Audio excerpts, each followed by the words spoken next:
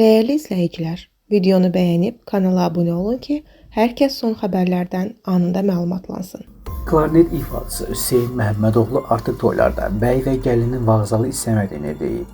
Xəbər verilir ki, musiqiçi muğam ifaçılarının da buna şərait yaratdığını bildirib. Artıq neçə toydur vağzalı da ifa etmirik. Müəyyən mahnılar seçilir. Muğam ifaçıların ifasında xarici mahnı, mənşəyi bilinməyən mahnılar bəy və gəlin bununla içəri daxil olur. Amma vağzalını unutmaq olmaz. Bir vaxtlar muğam da belə idi. Birinci xanım Mehriban Əliyeva muğamı yenidən ayağa qaldırdı və dünyaya tanıtdı. Bugün muğam ifaçıları vağzalını unutturmağa şərait yaradırlar. Gözəl oxuyurlar, ifalar qəşəngdir. Amma vağzalının yeri başqadır. Çox xahiş edirəm, heç olmasa toyda əvvəldə 15 dəqiqə oxunsun.